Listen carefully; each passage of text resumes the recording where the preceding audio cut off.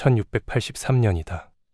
중부 유럽 전역에 걸쳐 지평선에서 지평선까지 황금색 천막들이 대지를 뒤덮는다.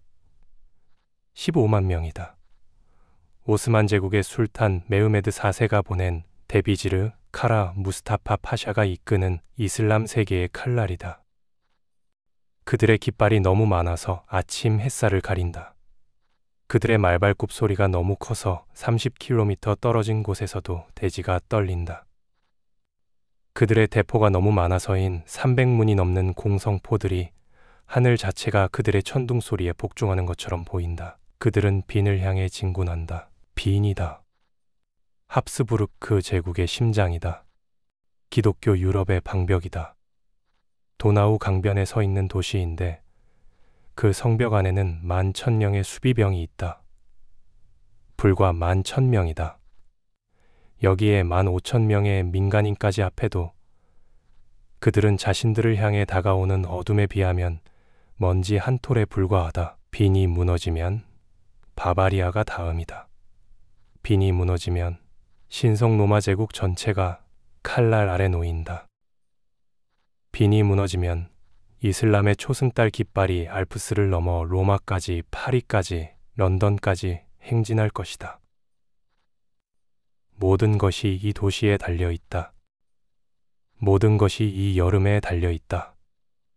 모든 것이 성벽 위에 서 있는 그 11,000명의 사람들에게 달려있다. 그러나 유럽은 아무것도 하지 않는다. 프랑스의 루이 14세는 합스부르크가 약해지기를 원한다. 그는 군대를 보내지 않는다. 독일의 제후들은 서로를 믿지 않는다. 그들은 군대를 보내지 않는다. 교황은 호소한다. 편지를 쓴다. 기도한다. 하지만 군대는 오지 않는다. 재정은 바닥났다. 동맹은 깨졌다. 희망은 죽었다. 빈은 혼자다. 그리고 단 한 사람만이 어둠을 막을 수 있다고 믿는다. 그의 이름은 얀 3세 소비에스키다. 폴란드, 리투아니아 연방의 국왕이다. 그는 59세다. 그의 얼굴에는 30년 전쟁의 흉터가 새겨져 있다. 타타르족과의 전투, 코사크 반란, 오스만과의 끝없는 변경 전쟁들, 그의 몸 전체가 살아있는 역사책이다. 그는 유럽에서 가장 위대한 기병 지휘관이다. 누구도 이를 부정하지 않는다. 그는 호친 전투에서 4만 명의 오스만군을 격파했다. 그곳에서 그는 3,000명의 후사르 기병으로 적의 중심부를 꿰뚫었다. 이제 그는 그것을 다시 해야 한다. 하지만 이번에는 더 크게, 더 빠르게, 더 멀리서. 그는 허락을 구하지 않는다. 그는 보상을 기다리지 않는다. 그는 단순히 말을 탈 수 있는 모든 남자를 모은다. 귀족이든 농부든 베테랑이든 소년이든 만약 그가 말등에 앉아 창을 잡을 수 있다면 그는 환영받는다. 소비에스키는 자신의 개인 재산을 털어낸다. 그는 자신의 아들들을 데려간다. 야쿱과 알렉산데르 둘 다 10대 후반이다. 그들은 아버지 옆에서 싸울 것이다. 왕의 아들들이 평민 옆에서 피를 흘릴 것이다. 왜냐하면 이것이 그런 종류의 전쟁이기 때문이다. 그는 아내 마리시엔카에게 편지를 쓴다. 나는 빈을 구하러 간다. 만약 내가 그곳에서 죽는다면 나를 기억해달라. 만약 내가 돌아온다면 그것은 신의 뜻이다. 그의 손은 떨리지 않는다. 잉크가 마르는 동안 그는 이미 다음 편지를 쓰고 있다. 동맹을 구걸하는 편지다. 지원을 요청하는 편지다. 양심에 호소하는 편지다. 다른 사람들이 절망을 보는 곳에서 그는 의무를 본다. 다른 사람들이 불가능한 승산을 보는 곳에서 그는 섭리의 손길을 본다. 수학은 말한다. 비는 이미 패배했다고. 지리는 말한다. 거리가 너무 멀다고. 정치는 말한다. 동맹이 없다고. 하지만 소비에스키는 수학을 믿지 않는다. 그는 신앙을 믿는다. 그리고 그가 행군하는 동안 비는 죽어가고 있다. 7월 14일이다. 카라 무스타파의 군대가 빈의 성벽 아래 도착한다. 그들은 천막을 친다. 비단 천막든 양탄자로 덮인 천막들, 꿀과 양고기와 과일이 가득한 촌막들. 데비지르는 서두르지 않는다. 그님이 승리를 맛보고 있다. 그의 공병들이 참호를 판다. 그의 포병들이 대포를 배치한다. 그의 예니체리들이 오스만 제국의 정예 보병, 어린 시절부터 전쟁만을 위해 훈련받은 전사들이 성벽을 응시한다. 그들은 기다릴 수 있다. 시간은 그들의 편이다. 성벽 안에서 빈의 사령관 에른스트 리디거 폰 슈타렌베르크 백작이 자신의 병력을 샌다. 11,000명이다. 그는 그들을 다시 샌다. 여전히 11,000명이다. 그는 성벽을 센다 마이너 3.2km의 중세 돌담이다. 그는 대포를 센다 마인 60문이다. 그는 식량을 센다 마이 윤치다. 아마도 그는 황제 레오폴트 1세에게 전령을 보낸다. 폐하, 저는 가능한 한 오래 견딜 것입니다. 하지만 구원이 오지 않는다면 비는 무너질 것입니다. 황제는 도망친다. 그는 가족을 데리고 보물을 싣고 린츠로, 파사오로 안전한 곳으로 간다. 그는 뒤를 돌아보지 않는다. 슈타렌베르크는 남는다. 그의 11,000명과 함께. 왜냐하면 누군가는 남아야 하기 때문이다. 첫 포격이 7월 17일에 시작된다. 소리는 신의 분노와 같다. 300문의 대포가 동시에 발사되면 대기 자체가 찢어진다. 포탄이 성벽에 부딪힌다. 돌이 폭발한다. 먼지 구름이 하늘을 가린다. 슈타렌베르크는 성벽 위에 선다. 그는 움찔하지 않는다. 그의 부하들이 그를 본다. 만약 그가 두려워하지 않는다면 그들도 두려워할 수 없다. 이것이 리더십이다. 이것이 명예다. 포격은 멈추지 않는다. 낮에도 밤에도. 대포들이 쉼없이 울부짖는다. 수비병들은 귀를 막을 수 없다. 그들은 총을 장전해야 하고 간격을 메워야 하고 죽은 자를 끌어내야 한다. 소음이 정상이 된다. 침묵이 이상해진다. 남자들은 꿈속에서도 천둥 소리를 듣는다. 8월 초까지 오스만 공병들이 성벽 아래에 도달한다. 그들은 땅속을 판다. 터널을 만든다. 지하 미로를 만든다. 그들의 목표는 간단하다. 성벽 기초 아래로 들어가서 폭약을 설치하고 돌의 산을 먼지로 바꾸는 것이다. 8월 12일 첫 번째 지뢰가 폭발한다. 성벽의 한 부분이 하늘로 날아간다. 돌과 흙과 사람의 조각들이 공중에서 소용돌이친다. 연기가 거치면 거기에 구멍이 있다. 폭 10m의 구멍이다. 예니체리들이 돌진한다. 그들의 비명 마이너스, 알라후 아크바르. 마이늘이 먼지 속에서 울린다. 슈타렌베르크의 병사들이 그 구멍으로 달려간다. 돌더미 위에서, 안개 속에서, 총검과 검으로 그들은 싸운다. 예니체리들은 뒤로 물러나지 않는다. 그들은 뒤로 물러날 수 없다. 그들의 명예가 그것을 금지한다. 빈의 수비병들은 뒤로 물러날 수 없다. 그들 뒤에는 가족이 있다. 그래서 그들은 먼지 속에서, 돌 위에서, 서로의 시체 위에서 싸운다. 3시간 후 오스만군이 후퇴한다. 구멍은 여전히 열려 있다.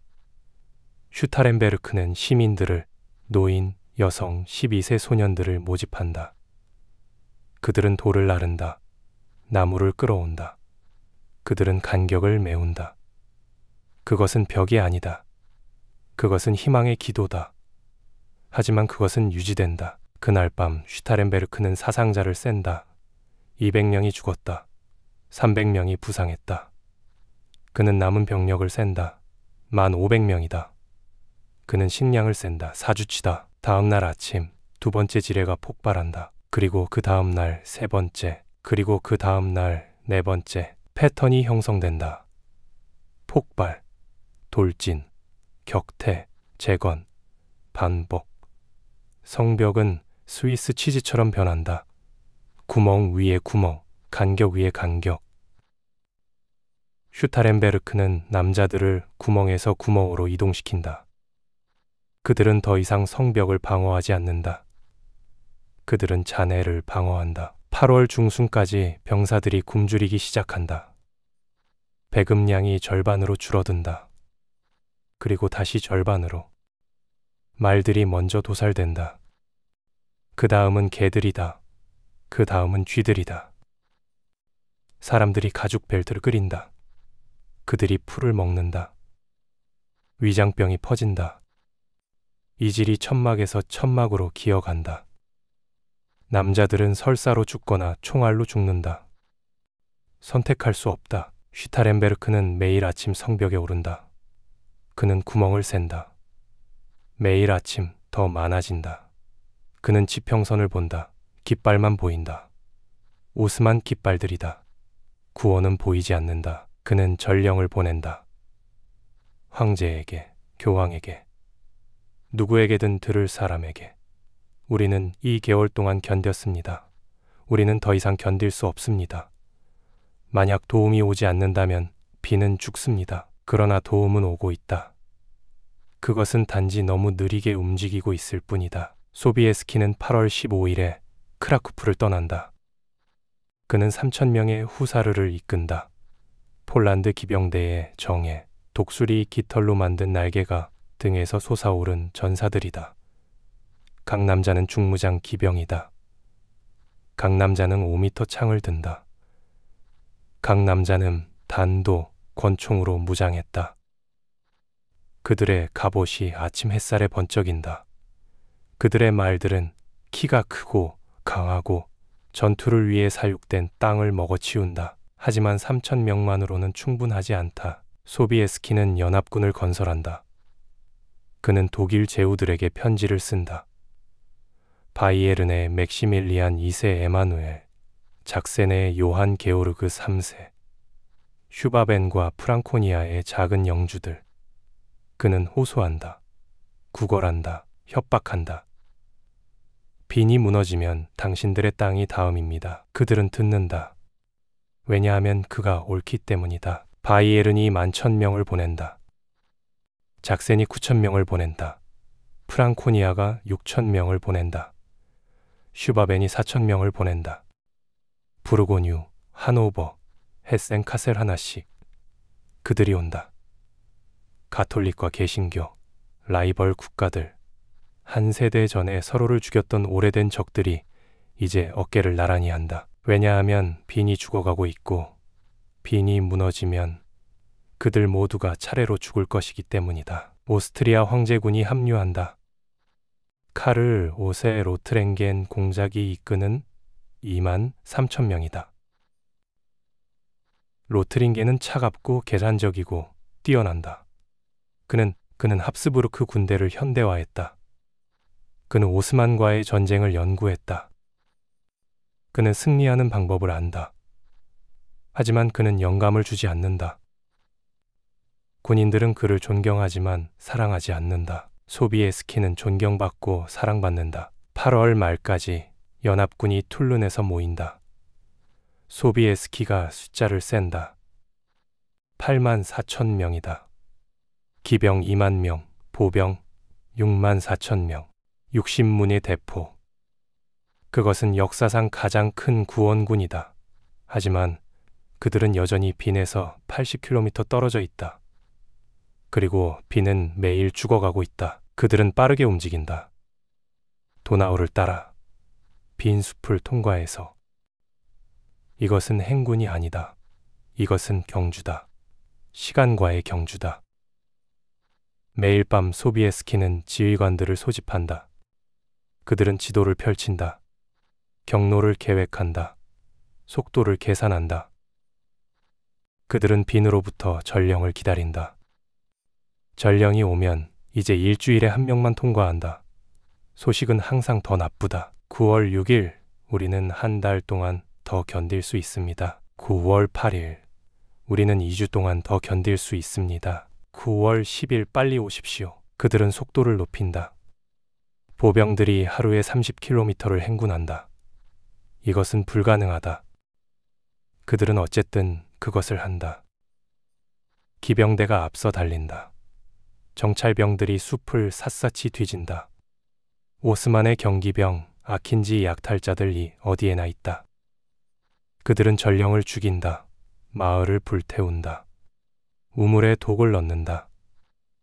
그들은 연합군을 늦추려고 한다. 그들은 실패한다. 9월 11일 연합군이 빈 외곽산에 도착한다. 칼렌베르크 해발 484m의 언덕이다. 소비에스키와 로트링겐이 정상에 오른다. 그들은 아래를 내려다본다. 그리고 그들은 지옥을 본다. 빈의 성벽은 더 이상 성벽이 아니다. 그것은 잔해의 골이다. 오스만 천막들이 도시를 둘러싸고 있다. 시시 15km의 비단과 가죽과 나무로 된 원이다. 연기가 하늘로 올라간다. 불이 아직 타오른다. 대포의 천둥 소리가 마이너스. 그들은 심지어 여기서도 산꼭대기에서도 그것을 들을 수 있다. 멈추지 않는다. 로트링겐이 말한다. 우리는 내일 공격할 수 없습니다. 남자들이 지쳤습니다. 대포가 준비되지 않았습니다. 우리는 하루가 필요합니다. 소비에스키가 대답한다. 빈에는 하루가 없습니다. 그들은 논쟁한다. 조용히. 왕과 공작, 동등한 지위의 지휘관들. 로트링겐은 옳다. 군대는 지쳤다. 대포들이 아직 위치에 없다. 보급품이 흩어져 있다. 그들은 시간이 필요하다. 하지만 소비에스키도 옳다. 성벽 안에서 슈타렌베르크의 남자들이 마지막 구멍에서 싸우고 있다. 그들은 시간이 없다. 타협이 이루어진다. 그들은 9월 12일 새벽에 공격할 것이다. 첫 빛이 들 때, 대포가 준비되든 안 되든, 남자들이 휴식을 취하든 안 하든, 왜냐하면 그때쯤이면 비는 무너지거나 구원받을 것이기 때문이다. 그날 밤 연합군은 불을 피우지 않는다. 침묵이다. 남자들은 어둠 속에 앉아 있다. 그들은 방어구를 확인한다. 무기를 날카롭게 한다. 기도한다. 어떤 이들은 집에 있는 아내들에게 편지를 쓴다. 어떤 이들은 그저 말과 함께 앉아 속삭인다. 말들은 무엇이 오는지 안다. 그들은 항상 안다. 소비에스키는 천막에서 무릎을 꿇는다. 그는 혼자가 아니다. 그의 아들들 야쿡과 알렉산데르 옆에 무릎을 꿇는다. 그들은 기도한다. 구원을 위해서가 아니다. 그들은 이미 구원받았다. 그들은 용기를 위해 기도한다. 내일 해야 할 일을 할 용기. 한밤중에 소비에스키가 다시 언덕에 오른다. 그는 혼자 선다. 아래에서 오스만 천막들이 등불로 빛난다. 그들은 축제를 벌이는 것처럼 보인다. 아마도 그들은 그렇게 하고 있을 것이다. 카라 무스타파는 승리가 가까웠다는 것을 안다. 내일 혹은 그 다음 날 비는 무너질 것이다. 그리고 그때 그는 황금 사과를 이스탄불에서 빈을 부르는 이름 술탄에게 바칠 것이다. 소비에스키는 다르게 생각한다. 그는 장교들에게 돌아간다. 그의 목소리는 차분하고 절대적인 확신의 무게를 지닌다. 새벽에 우리는 내려간다. 보병이 먼저 그들이 적의 좌익을 고정시킬 것이다. 대포가 다음 그들이 중앙을 부술 것이다. 그리고 그때 그가 멈춘다. 그가 후사르들을 본다. 그의 날개 달린 기사들, 그의 전설적인 전사들, 그리고 그때 우리가 돌격한다. 9월 12일 새벽이다. 첫 번째 빛이 동쪽에서 온다. 그것은 약하고 회색이고 추운 빛이다. 안개가 계곡에 걸려 있다. 가시성은 100m다. 남자들은 일어선다. 그들은 소음을 내지 않는다. 금속이 부딪히는 소리가 들린다. 검, 갑옷, 제갈. 말들이 긴장으로 숨을 쉰다. 공기가 그들의 코에서 증기로 나온다. 연합군이 4개의 종대로 형성된다. 로트링겐이 중앙을 이끈다. 마이너인인 3000저제 황제군. 바이에른의 맥스 에마누엘이 좌익을 이끈다. 니실 1만 1000명. 작센의 요한 게오르그가 우익을 이끈다. 마이너 9000명. 그리고 소비에스키가 예비대를 이끈다니 2명의 기병. 그들 중 3,000명이 후사르다. 새벽 5시에 그들이 내려가기 시작한다. 움직임은 느리다. 산은 가파르다. 길은 좁다. 84,000명을 산 아래로 이동시키는 것은 물을 바위를 통해 붓는 것과 같다. 선두 부대가 평지에 도달할 때까지 3시간이 걸린다. 오스만 군이 그들을 본다. 처음에는 혼란이다. 예니체리들이 무기를 잡는다. 아킨지들이 말에 올라탄다. 지휘관들이 명령을 소리친다. 하지만 카라 무스타파는 걱정하지 않는다. 그는 자신의 천막에서 비단과 금으로 장식된 차를 마신다. 그는 참모들에게 말한다. 그들이 온다면 우리가 그들을 부술 것이다. 그들이 오지 않는다면 우리가 빈을 점령할 것이다. 어느 쪽이든 우리가 이긴다. 그는 틀렸다. 오전 9시에 로트링겐의 보병이 오스만 좌익과 충돌한다. 총성이 울린다. 연기가 밭을 뒤덮는다. 남자들이 쓰러진다. 라인이 형성된다. 보병, 자갈머리, 대포. 그것은 추악하고 갈아가고 느린 전투다. 보병 전투는 항상 그렇다. 남자들이 서로에게 사격한다. 재장전한다. 다시 사격한다. 거리가 좁혀진다. 총검이 나온다. 그리고 그때 그것은 더 이상 전쟁이 아니다. 그것은 도살이다. 하지만 라인은 유지된다. 로트링겐의 남자들이 전진한다. 미터 단위로, 시체 위로. 바이에른군이 좌측에서 압박한다. 작센군이 우측에서 압박한다. 오스만군이 싸운다. 그들은 용감하고 숙련되고 절망적이다. 하지만 그들은 양쪽 측면에서 압박당하고 있다. 정오까지 오스만 좌익이 무너지기 시작한다. 천천히, 단위별로 연대들이 후퇴한다. 질서정연하게 처음에는. 그리고 그 다음 점점 덜 그렇게 공황의 첫 징후가 나타난다. 남자들이 뒤를 돌아본다. 남자들이 주저한다. 남자들이 무기를 떨어뜨린다. 빈의 성벽 위에서 슈타렌베르크가 본다. 그는 믿을 수 없다. 2개월 동안 그는 지평선에서 오스만 깃발들만 보았다. 이제 그는 다른 깃발들을 본다. 폴란드의 독수리, 오스트리아의 쌍두 독수리, 바이에른의 청백 줄무늬, 작센의 검은색과 노란색. 그가 울부짖는다. 그들이 왔다. 신이시여, 그들이 왔다. 그의 목소리가 깨진다. 성벽 위의 남자들이 환호한다. 그들은 해골 같다. 움푹 들어간 눈, 벌어진 뺨, 옷이 더러움으로 뻣뻣하다. 하지만 그들은 환호한다. 왜냐하면 처음으로 2개월 만에 그들이 죽지 않을 수도 있기 때문이다. 오후 1시다. 전장은 연기와 먼지의 바다다. 보병 전투가 계속된다. 대포들이 울부짖는다. 사상자가 쌓인다. 연합군이 전진하고 있다. 하지만 천천히, 너무 천천히. 카라 무스타파가 예비대를 투입한다. 신선한 예니체리 연대들, 시파이 기병, 오스만 제국의 정예 기마병. 전선이 안정된다. 소비에스키가 언덕 위에서 본다. 그는 모든 것을 본다. 보병 전투, 안정된 전선, 오스만 예비대가 간격을 메우는 것. 그는 자신의 기회가 닫히고 있다는 것을 안다. 오후 3시에 그가 명령을 내린다. 후사르, 형성하라. 소리가 숲을 통해 울린다. 나팔이 울린다. 낮고 애도하는 음들, 심판의 나팔 같은. 3,000명의 기수가 움직인다. 그들은 형성을 만든다. 쐐기, 고대 전술, 타격을 한 점에 집중시키기 위해 설계된. 왕이 선두에 선다. 그의 아들들이 옆에 선다. 평민 후사르들이 귀족 후사르들 옆에 선다. 모두가 동등하다.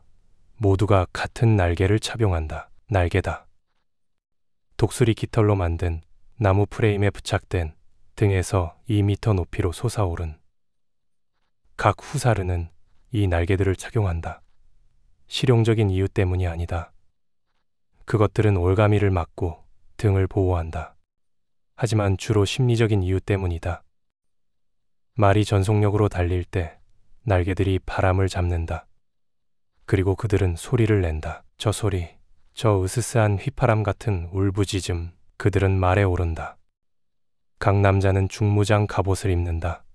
가슴판, 등판, 팔 보호대, 다리 보호대. 철과 강철의 60킬로. 말들 전투를 위해 사육된 키가 크고 강한 이 무게를 나른다. 각 남자는 5m 창을 든다. 속이 빈나무로 만든 끝은 강철. 그것은 일회용 무기다. 당신이 돌격한다. 당신이 창을 박는다. 창이 부러진다. 당신이 검을 뽑는다. 당신이 계속 싸운다. 그들 뒤에 다른 기병대가 형성된다. 폴란드 경기병, 독일 큐라시어, 오스트리아 용기병. 총 2만 명의 기수. 그들은 모두 후사르를 따를 것이다. 왜냐하면 후사르가 길을 열 것이기 때문이다. 소비에스키가 라인을 따라 탄다. 그는 대부분의 왕들처럼 연설을 하지 않는다. 그는 긴 말을 하지 않는다. 그는 단순히 말한다. 오늘 우리는 유럽을 구한다. 신이 우리와 함께 하신다. 그게 전부다. 그게 필요한 전부다. 오후 4시에 그들이 움직이기 시작한다. 속보로 시작한다. 느리고 통제되고 형성을 유지한다. 말들의 발굽이 리듬을 두드린다. 둔탁한 규칙적인 비트. 남자들이 숨을 쉰다. 안으로 밖으로, 안으로 밖으로. 그들의 심장이 말의 발걸음과 동기화된다. 속보가 캔토로 변한다. 속도가 올라간다. 리듬이 빨라진다. 땅이 떨리기 시작한다. 2만 마리의 말이 언덕 아래로 움직인다. 소음은 먼 천둥 같다. 멈추지 않는 천둥. 캔터가 갤럽으로 변한다. 이제 속도가 폭발한다. 말들이 전속력으로 달린다.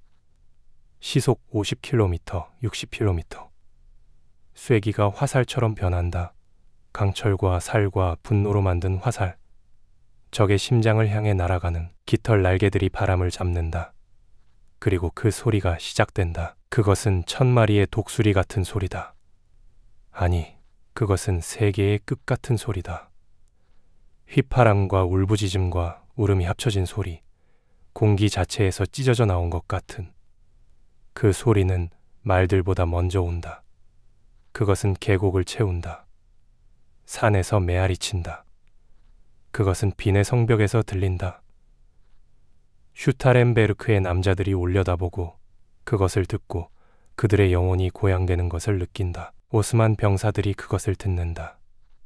그들의 영혼은 얼어붙는다. 인류 역사상 가장 큰 기병 돌격이 강철과 분노의 눈사태처럼 내려온다. 오후 5시에 그들이 충돌한다. 충격은 성벽에서도 들린다. 강철이 강철에 부딪히는 천둥 소리. 2만 명의 기수가 오스만 라인에 부딪히는 소리. 순간은 영원처럼 늘어난다. 시간 자체가 충격의 무게 아래 굽는 것처럼 전열의 후사르들이 충돌한다. 5m 창들이 앞으로 돌진한다. 그것들이 살을 찾는다. 갑옷을 뚫는다. 뼈를 부순다. 창들이 부러진다. 속이 빈 나무가 폭력의 힘 아래 폭발한다. 파편이 공중에서 소용돌이친다. 후사르들이 검을 뽑는다. 그리고 이제 그것은 더 이상 돌격이 아니다. 그것은 소용돌이다. 강철과 비명과 죽음의 소용돌이. 후사르들이 오스만 라인을 통해 자르고 들어간다. 그들은 멈추지 않는다. 그들은 멈출 수 없다. 운동량이 그들을 앞으로 나른다. 그들은 마치 물이 바위를 통해 흐르는 것처럼 적을 통과한다. 그들 뒤에 물결이 온다. 폴란드 경기병, 독일 큐라시어, 오스트리아 용기병. 그들이 후사르가 연 틈으로 쏟아진다. 그들이 측면을 넓힌다. 그들이 이 틈을 균열로 바꾼다. 균열을 협곡으로. 오스만 라인이 흔들린다. 그리고 균열이 생긴다. 그리고 깨진다. 소비에스키는 어디에나 있다. 그의 전마는 피로 덮여 있다. 그의 사브르는 칼자루까지 붉다. 그는 전열에서 후열로, 후열에서 측면으로 탄다. 그가 어디로 가든 승리가 따른다. 그의 존재만으로 피와 강철로 뒤덮인 59세 왕, 남자들이 더 세게 싸우도록 만든다. 그는 앞에서 이끈다. 왜냐하면 세상이 끝나갈 때 왕들이 하는 일이 그것이기 때문이다. 그의 아들들이 옆에서 싸운다. 야쿡 18세. 그의 첫 번째 주요 전투. 알렉산데르 16세. 아직 수염도 나지 않은. 그들은 평민 옆에서 피를 흘린다. 왜냐하면 오늘 모든 사람이 평등하기 때문이다. 오늘 모든 사람이 영웅이다. 오스만 시파이들이 반격을 시도한다. 그들은 용감하다. 세계에서 가장 훌륭한 기병 중 일부다. 하지만 그들은 준비되지 않았다. 그들은 보병 전투를 예상했다. 천천히 가는 공성전을. 그들은 이것을 예상하지 않았다. 이 분노의 폭풍을, 이 날개 달린 악마들을 그들이 깨진다. 예니체리들이 마이너스 1세기 동안 한 번도 후퇴한 적이 없는 술탄의 정예보병이 후퇴한다. 천천히 처음에는 한 발짝, 두 발짝 질서를 유지하며, 그리고 그 다음 질서가 깨진다. 그리고 후퇴가 도주가 된다. 오스만군 전체가 무너진다. 한때 15만 명의 대군이었던 것이 공황 상태의 폭도로 변한다.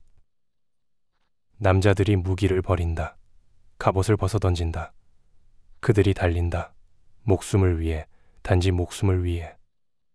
장교들이 그들을 멈추려 외친다. 소용없다. 공황은 전염병이다. 그것은 연대에서 연대로 퍼진다. 카라 무스타파가 그것을 본다. 그의 천막에서 그의 비단과 금으로 둘러싸여 그는 그의 군대가 녹는 것을 본다. 그는 명령을 내린다. 집결하라, 개혁하라, 반격하라. 하지만 아무도 듣지 않는다. 아무도 멈추지 않는다. 그가 깨닫는다. 그가 패배했다는 것을. 그는 달린다. 그의 참모들, 그의 경호대와 함께. 그들은 보물을 버린다. 금으로 가득 찬 상자들, 보석들, 비단들. 그들은 대포를 버린다. 레센 300문의 공성포들. 유럽에서 가장 큰 포병 기차. 그들은 천막들을 버린다. M개월치의 보급품, 보물, 술탄을 위한 선물들. 그들은 황금 사과를 버린다. 그것은 금으로 만든 장식품이다. 구체 십자가 위에 놓인 빈의 정복을 상징하는 카라 무스타파가 술탄에게 바치려고 했던 것. 이제 그것은 먼지 속에 놓여 있다. 버려졌다. 해질녘까지 끝났다. 전장은 침묵한다. 천둥이 멈췄다. 총성이 사라졌다. 비명이 희미해졌다. 오직 부상자들의 신음만, 죽어가는 말들의 울음만, 바람이 깃발을 통해 불어가는 소리만 남았다. 후사르들이 말에서 내린다. 그들의 날개는 한때 하얗던 이제 피로 붉게 물들었다. 그들의 갑옷은 찌그러지고 긁혔다. 그들의 얼굴은 피로와 연기로 검게 그을렸다. 하지만 그들은 일어서 있다. 그들은 살아있다. 그들이 이겼다. 소비에스키가 말에서 내린다. 그는 땅에 무릎을 꿇는다. 그의 아들들이 옆에 무릎을 꿇는다. 그들은 기도한다. 승리를 위해서가 아니다. 그들은 이미 그것을 가지고 있다. 그들은 살아남은 자들을 위해 기도한다. 그리고 그렇지 못한 자들을 위해. 사상자가 집계된다. 연합군 4,500명 사망. 오스만군 15,000명 사망. 더 많은 수가 부상당하거나 포로로 잡혔다. 나머지는 흩어졌다. 헝가리로, 발칸으로, 집으로. 그들이 갈 수 있는 어디든지. 하지만 숫자는 이야기하지 않는다. 숫자는 규모를 말해주지 않는다. 위험을, 승리를. 그날 밤 소비에스키가 비누로 탄다. 그는 도시로 들어간다. 천천히. 그의 말이 걷는다. 서두르지 않는다. 거리가 사람들로 늘어서 있다. 그들은 유령처럼 보인다. 움푹 들어간 눈, 벌어진 뺨, 곤주림과 질병으로 속이 빈. 하지만 그들은 살아있다. 그들이 운다. 그들이 환호한다. 그들이 손을 뻗는다. 그의 말을 만지려고, 그의 갑옷을, 그가 진짜인지 확인하려고, 이것이 꿈이 아닌지 확인하려고 노인이 무릎을 꿇는다. 그가 발굽에 입 맞춘다. 여자가 소비에스키의 다리를 잡는다. 그녀가 울고 있다. 기쁨의 눈물인지 슬픔의 눈물인지 구별할 수 없는. 아이가 꽃을 던진다. 어디서 꽃을 찾았는지 아무도 모른다. 이 계열의 포위 공격 후에 슈타렌베르크가 그를 만난다. 빈의 수비 사령관은 한때 자랑스럽고 강하고 군인의 군인이었던 그가 소비에스키를 볼 때 무너진다. 그가 울고 있다. 공개적으로 부끄러움 없이 소비에스키가 말에서 내린다. 그가 슈타렌베르크를 포옹한다. 두 전사가, 지옥을 견딘 두 남자가 서로를 붙잡는다. 말이 필요 없다. 그들이 한 일이 말한다. 소비에스키가 성 스테판 대성당으로 걸어간다. 그는 무릎을 꿇는다. 모든 병사들이 폴란드인, 독일인, 오스트리아인 무릎을 꿇는다. 그들은 기도한다. 함께 가톨릭과 개신교, 적들과 동맹들, 오늘 하나였던 남자들, 미사가 드려진다. 테데움, 감사의 찬송. 소비에스키가 그의 아내에게 편지를 쓴다. 우리가 왔다. 우리가 봤다. 신이 정복하셨다. 우리가 정복했다가 아니다. 내가 정복했다가 아니다. 신이 정복하셨다. 그 밤 빈이 축하한다. 불이 광장에서 타오른다. 음식이 오스만 천막에서 가져온 벌꿀과 양고기와 빵 나누어진다. 와인이 흐른다. 음악이 연주된다. 하지만 소비에스키는 축하하지 않는다. 그는 전장으로 돌아간다. 그는 부상자들 사이를 걷는다. 폴란드인과 독일인과 오스트리아인과 심지어 오스만인까지. 그는 그들과 이야기한다. 물을 든다. 손을 잡는다. 왜냐하면 이것이 왕들이 하는 일이기 때문이다. 승리의 왕들만이 아니라 인간의 왕들이 다음 날 보물이 집게 된다. 오스만 천막에서 금 2만 5천 킬로그램, 은 5만 킬로그램, 1000개의 비단 천막, 10,000개의 양탄자, 무수한 보석, 무기, 갑옷. 이것은 유럽 역사상 가장 큰 전리품이다. 소비에스키는 그것을 폴란드로 보낸다. 일부를. 나머지는 동맹들에게 분배된다. 그는 자신을 위해 거의 아무것도 갖지 않는다. 그는 한 가지만 갖는다. 카라 무스타파의 깃발. 그는 그것을 교황에게 보낸다. 메시지와 함께 우리가 왔다. 우리가 봤다. 신이 정복하셨다. 몇 주 안에 소식이 유럽 전역으로 퍼진다. 빈이 해방되었다. 오스만군이 패배했다. 불가능한 일이 일어났다. 몇 달 안에 결과가 나타난다. 오스만 제국이 유럽에서 후퇴한다. 헝가리가 해방된다. 발칸이 자유를 본다. 300년 동안 확장하던 조수가 되돌아간다. 한 번의 오후에 되돌아간다. 한 번의 돌격에 다시는 오스만 제국이 빈을 위협하지 않을 것이다. 다시는 그들이 유럽의 심장에 도달하지 못할 것이다. 멈출 수 없어 보였던 역사의 조수가 한 여름날에 돌았다. 그리고 그것을 돌린 소리는 천둥이었다. 카라 무스타파는 멀리 도망치지 못한다. 그는 베오그라드에 도달한다. 그곳에서 술탄의 전령이 그를 기다린다. 비단 끈, 처형의 상징.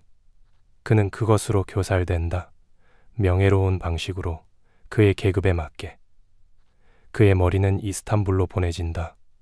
경고로 슈타렌베르크는 영웅으로 산다. 황제가 그에게 성을 준다. 칭호들을. 그러나 그가 가장 소중히 여기는 것은 더 단순하다. 그의 남자들의 존경. 그가 11,000명과 함께 성벽에 섰던 사람이라는 암. 그가 유지했다는 암. 소비에스키는 폴란드로 돌아간다. 그는 영웅으로 환영받는다. 거리가 그를 위해 늘어선다. 교회가 종을 울린다. 사람들이 그의 이름을 노래한다. 하지만 그는 오래 살지 못한다. 4년 후 그가 죽는다. 심장마비다. 그는 63세다. 그의 장례식에 전 유럽이 애도한다. 왕들이 조문을 보낸다. 교황이 미사를 드린다. 폴란드가 운다. 왜냐하면 그들이 그와 같은 사람을 다시는 보지 못할 것을 알기 때문이다. 하지만 그의 유산은 살아있다. 왜냐하면 소비에스키가 이해했던 것을, 어떤 사람들은 승리의 열기 속에서 있는 것을, 신앙과 의무와 희생이 왕좌나 보물이나 영광보다 더 크다는 것을. 그는 싸웠다. 수학 때문이 아니라 수학은 그가 질 것이라고 말했다. 그는 정치 때문에 싸우지 않았다. 정치는 그가 가만히 있으라고 말했다. 그는 보상 때문에 싸우지 않았다. 보상은 약속되지 않았다. 그는 싸웠다. 왜냐하면 그것이 옳았기 때문이다. 그는 싸웠다. 왜냐하면 빈이 무너지면 유럽이 무너질 것이기 때문이다.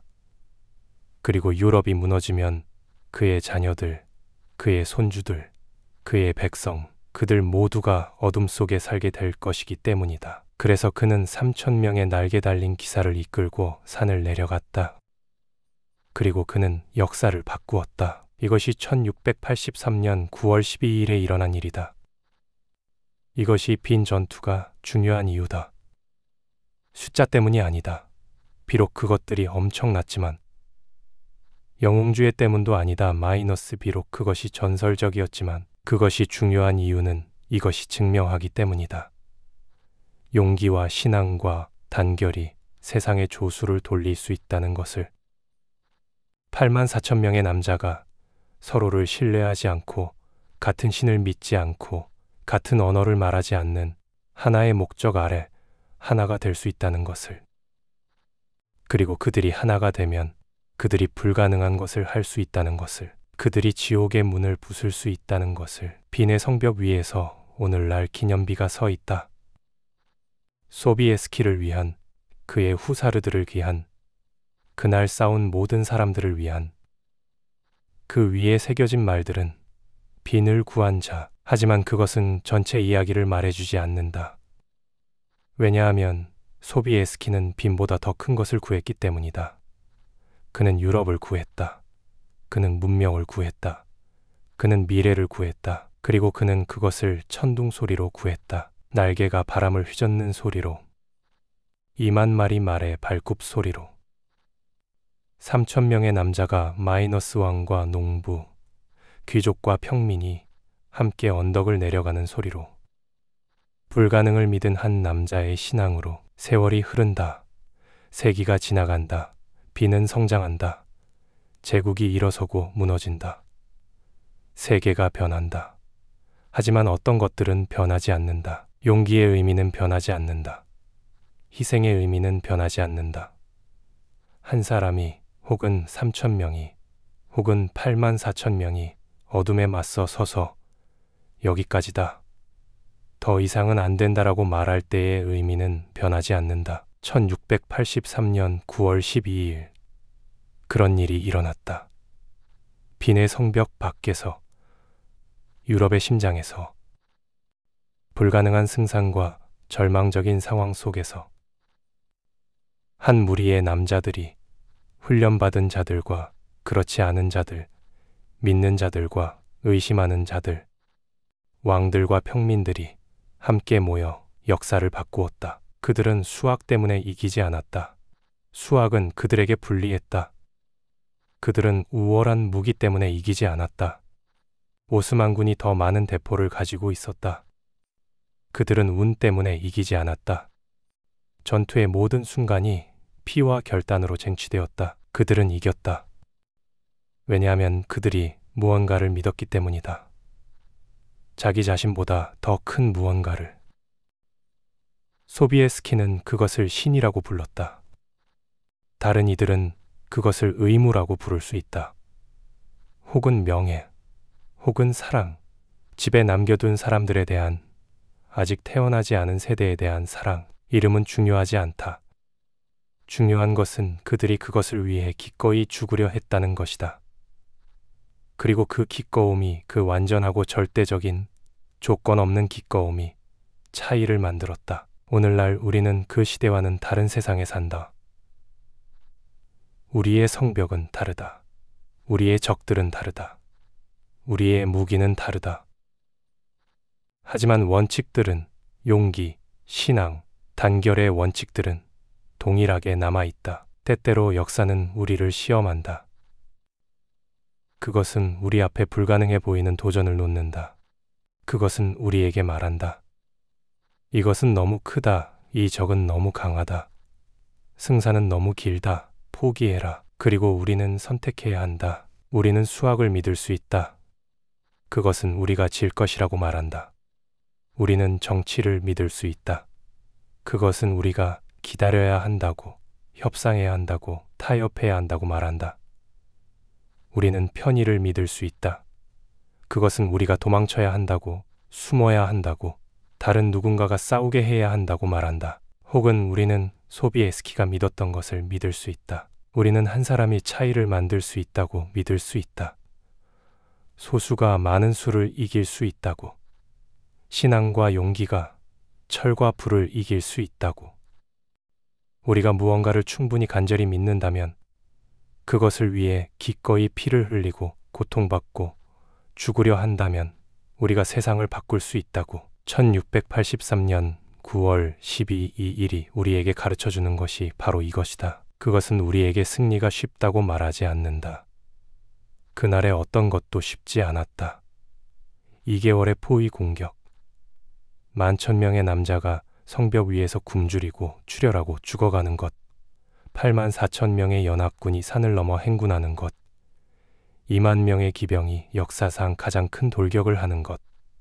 그것 중 어느 것도 쉽지 않았다. 하지만 그것은 가능했다. 그것은 우리에게 승리가 보장된다고 말하지 않는다. 소비에스키는 그가 이길 거라는 것을 알지 못했다. 슈타렌베르크는 그가 살아남을 거라는 것을 알지 못했다. 후사르들은 그들이 돌아올 것이라는 것을 알지 못했다. 그들은 시도했다.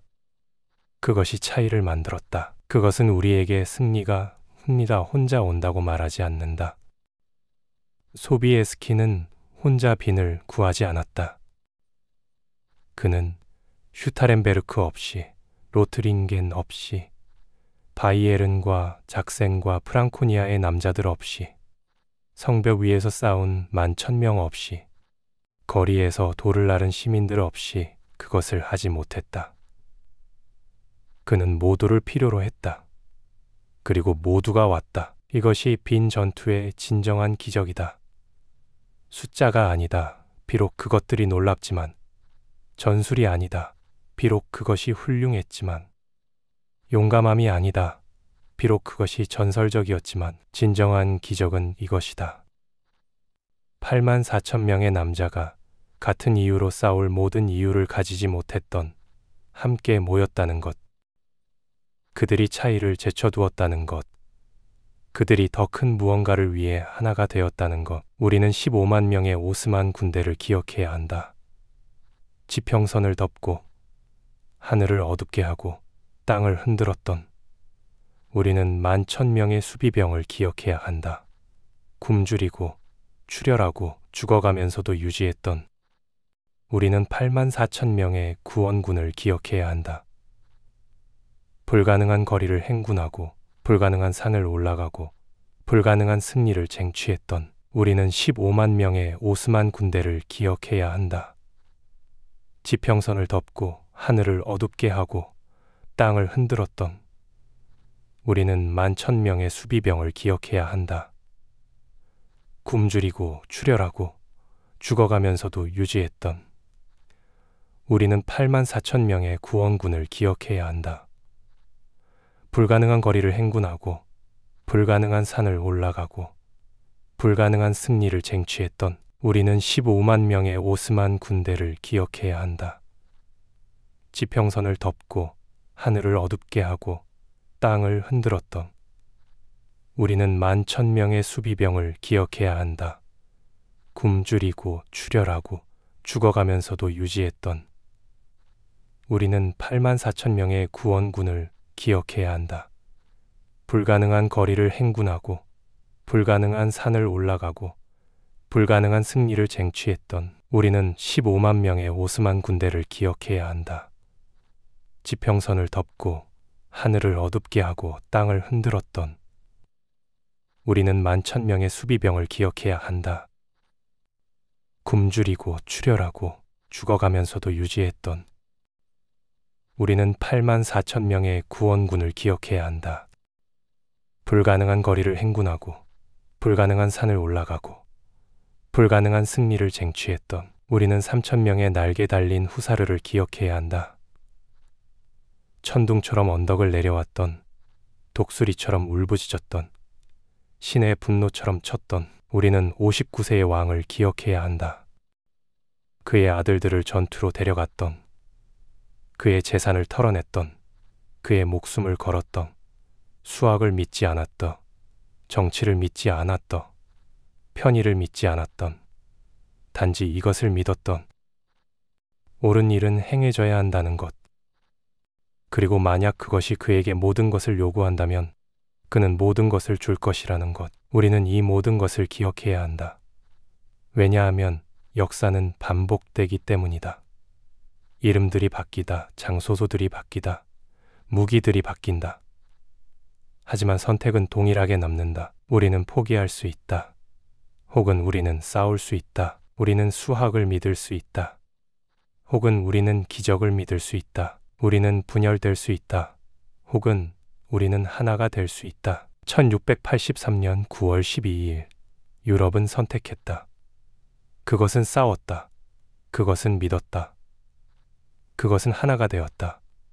그리고 모든 이성에 반하여 모든 승산에 반하여 그것은 서 있었다. 우리도 서 있을 수 있다. 우리가 용기를 찾을 수 있다면, 우리가 신앙을 찾을 수 있다면, 우리가 단결을 찾을 수 있다면, 우리가 소비에스키가 이해했던 것을 이해할 수 있다면, 어떤 것들은 싸울 가치가 있다는 것을, 어떤 것들은 죽을 가치가 있다는 것을, 그리고 함께 모였을 때 평범한 사람들이 비범한 일들을 할 수 있다는 것을, 그들은 세상을 바꿀 수 있다. 이것이 빈의 교훈이다. 이것이 날개 달린 후사르의 유산이다. 이것이 우리가 오늘날까지 340년 이상이 지난 후에도 그 9월의 오후를 기억하는 이유다. 천둥이 언덕을 내려왔던, 날개가 하늘에서 울부짖었던, 그리고 유럽이 구원받았던 우리는 그것을 기억한다. 왜냐하면 그것이 우리에게 가능한 것을 상기시키기 때문이다. 우리가 함께 서 있을 때, 우리가 믿을 때, 우리가 절대 포기하지 않을 때 우리는 그것을 기억한다. 왜냐하면 우리가 다시 그것을 필요로 할 수 있기 때문이다. 그리고 그날이 온다면 우리의 성벽이 포위당하고 우리의 적이 압도적이고 우리의 희망이 희미해질 때 우리는 무엇을 해야 하는지 알 것이다. 우리는 산을 올라갈 것이다. 우리는 형성을 만들 것이나 우리는 날개를 착용할 것이다. 그리고 우리는 내려갈 것이다. 천둥처럼. 왜냐하면 이것이 빈이 우리에게 가르쳐주는 것이기 때문이다. 용기와 신앙과 단결이 세상의 조수를 돌릴 수 있다는 것을 모든 이성에 반하여 모든 승산에 반하여 유럽은 서 있었다.